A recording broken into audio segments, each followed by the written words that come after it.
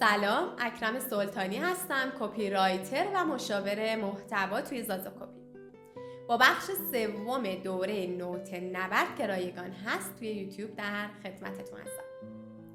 خب، توی بخش اول این دوره درباره کپی رایتری و مهارت کپی رایتر یه آشنایی مقدمه ای رو گفتم.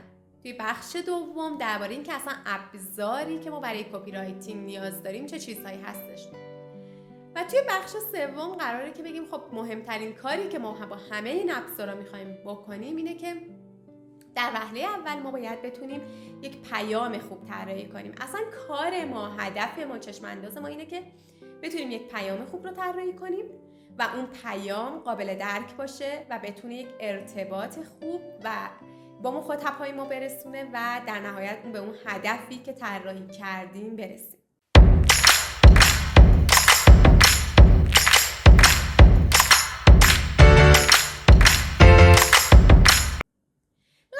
مهم بگم این که انقدر طراحی پیام مهم هست که میتونه یکی از روش‌های ما، امتیازهای ما برای رقابت باشه توی بازار. این که ما بتونیم بین رقبامون پیاممون رو بهتر طراحی کنیم، میتونیم خیلی بهتر شنیده بشیم و بازار حتی بیشتری رو به دست بیاریم. و اصلا پروسه ارتباط ما زمانی که حتی میخوایم فروش کنیم اینه که ما بتونیم معرفی کنیم اصلا چه کسی هستیم، یا اینکه اصلا چه محصولی رو من میخوام بفروشم، یا اینکه اصلا چه خدماتی دارم. این معرفی وهله اول ارتباط و آشنایی ماست. پس میشه گفت که خب ما باید اگر درباره محصولمون داریم صحبت میکنیم، درباره خدماتمون میخوایم صحبت کنیم، مثلا راجع به برند شخصیمون میخوایم معرفی کنیم، باید بدونیم چه کسی هستیم، چه معایبی داریم، چه امتیازهایی داریم، چه نقطه قوتهایی داریم و شناخت کامل از خودمون، محصولمون داشته باشیم. و مرحله دوم این هست که ما یک شناخت کامل هم باید از رقیب هامون داشته باشیم. اونا چه کسی هستن؟ اونا چه چیزی دارن میگن؟ اونا چطوری محصولشون رو معرفی میکنن؟ و وهله سوم اینه که ما یک تعریف درستی باید از بازار مخاطب هامون داشته باشیم. خب اون دو بخش رو میذاریم واسه بعد، اما الان میخوایم تمرکزمون رو بذاریم روی بخش اول، یعنی اینکه اصلا من چه شناختی راجع به محصولم دارم، یک چک لیست کامل از محصولمون بنویسیم. خب خیلی ها با این کار آشنا هستیم، میتونیم بگیم فکر میکنیم اولش از اینجا شروع میکنیم مثلا محصول من چه چیزی هستش یا من چه کسی هستم، خودمون روی معرفی میکنیم و بعد درباره خب اگر حالا بخوایم خیلی بهتر پیش بریم اینه که میایم یه سری مزیت هامون رو، ارزش های پیشنهادیمون رو میگیم. اما حالا به غیر از این که ما چطور میخوایم بیان کنیم یا خلاقانه باشه، این که ما چه چیزی رو اولویت بندی میکنیم و اول میگیم خیلی مهم هستش.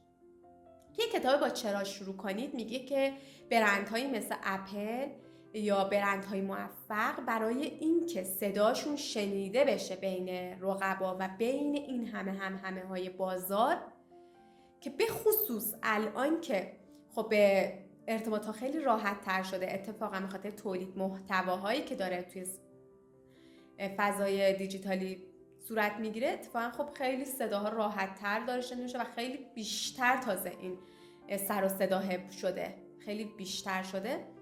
ما نیاز داریم که یک پیامی رو طراحی کنیم که اون بتونه صدای رسایی داشته باشه، بتونه تمایز داشته باشه اون صدای ما تا بتونه دیده بشه. و تمایز از تفاوت میاد دیگه و بیشتر بهش توجه کنن دیگران. توی کتاب با چرا شروع کنید که اسمش روشه میگه با چرا شروع کنید. میگه همیشه برای معرفی خودتون، برای اینکه بتونید برندتون رو معرفی کنید، اون پیامتون شنیده بشه، از چراهاتون شروع کنید. و خیلی خوب مثال زده، میگه که مثلا شما خیلی از پیام هایی که سر قیمت، سر کیفیت محصولت، سر این که اصلا محصول من چیه، راجع به ویژگی ها دارین صحبت میکنین، اینها پیام هایی هستن که اغوا کنندن و الهام بخش نیستن. میگه شما باید بتونید الهام بخش باشید. خب ما بخوایم مثال بزنیم، اپل اینطوری هست و کسایی که داستان ایجاد میکنن و داستانهاشون از اون چرای خود اون چی میاد. مثلا کیت کت برند کیتکت کلا اون چراش راحتی و دوستیه که میخواد مخاطب برای مخاطبش ایجاد کنه و تو میای میبینی این وعده‌ای که میده و به پیام تبدیلش میکنه که تو میتونی با کیتکت یک استراحت کوتاه داشته باشی هستش. این پیام رو خیلی خوب طراحی کرده و تو میبینی واقعا اینطوریه. شما با کیتکت و زمانی میخوری که بعد یه وقفه‌ای که میخوای تو کارت بندازی، میخوای استراحت کنی، مثلا با چایت یک بسته کیتکت میخوری، با دوستات یک بسته کیتکت میخوریم و ما نیاز به چنین پیامایی داریم. مثلا برند دورسا که حالا نمیشه حالا خیلی روش قضاوت کرد، ریبرندینگ کرده، اینطور به نظر میرسه که خیلی خوب داره تو این زمینه پیش میره و شما میبینید که هر بار برای معرفی محصول و خدمات جدیدش یک داستان جدید، یک چرایی جدید رو برای اون میسازه و در کل شما چرایی رو که توی این میبینید توی همه محصولاتش، توی هر بار که یک کمپین بازاریابی داره شما میبینید که این در اصل اون هویت ایرانی بودن، اون اصالت ایرانی و طرح‌هایی که داره میزنه حکایت از داستان‌های اصیل ایرانی داره و شما هم باید این چرایی رو پیدا کنید. اگر یک کپی رایتر داره با شما کار میکنه، یک شرکت خلاقیتی داره با شما کار میکنه و میخواد پیامتون رو طراحی کنه،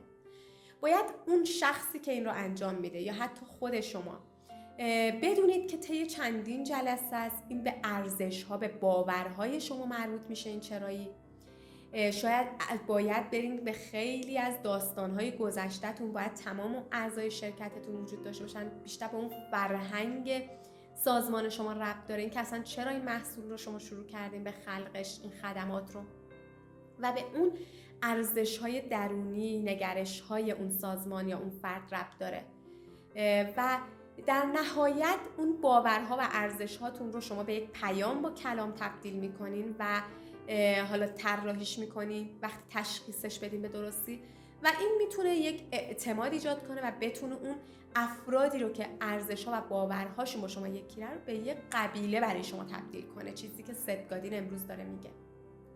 اما 100% شما باید یک چک لیست برای این محصولاتتون مشخص کنید. اول اینکه تشخیص بدین نقاط قوت محصولتون چیه، نقطه های ضعفش چیه، تمام ویژگی های محصولتون از اون خط تولیدش، تأمینش رو بررسی کنید تا اون بسته‌بندیش، اون ارائه محصولتون، همه اینها رو بنویسید، بررسی کنید، دربارش تحقیق کنید، محصولتون رو به خوبی بشناسید. ببینید وقتی که ما داریم درباره معرفی صحبت میکنیم شما یک سری ویژگی های ظاهری داره. اصلا شما یک فرد رو فرض کنید، چه شناختی از اون میخواید پیدا کنید؟ مثلا رنگ پوستش رو میگین، قدش رو میگین، سایزش رو میگین و بعد شروع میکنید درباره جنسیتش میگین و اینها و بعد حالا شروع میکنید درباره شخصیت اون فرد میگین، اون چطوری فکر میکنه، چه باورهایی داره. برای محصولمون هم همینطوره. اولی که اصلا ما چرا این محصول رو خلق داریم میکنیم، این خدمات رو خلق میکنیم، اصلا چرا من مثلا دارم این آموزش رو میدم اگر برند شخصی میخوایم بسازیم و بعد میایید درباره ویژگی های اون تحقیق میکنید به طور کامل و بعد مزیت هایی که داره، چه تمایز یا مزیت رقابتی شما نسبت به بقیه دارید. پس یک چک لیست کامل ما از محصولمون مینویسیم. توی بخشای بعدی میایم درباره رقبا صحبت میکنیم و بخشای بعدیش هم درباره مخاطب صحبت میکنیم تا بعد به این برسیم که این پیام چطوری توی این 3 مرحله که ما انجام میدیم میتونه یه پیام خوب خلق بشه، پیامی که بتونه برای شما تو طولانی مدت کار کنه، نه موقتاً برای شما یک فروشی ایجاد کنه. ممنون از این که همراه من بودید توی این ویدیو.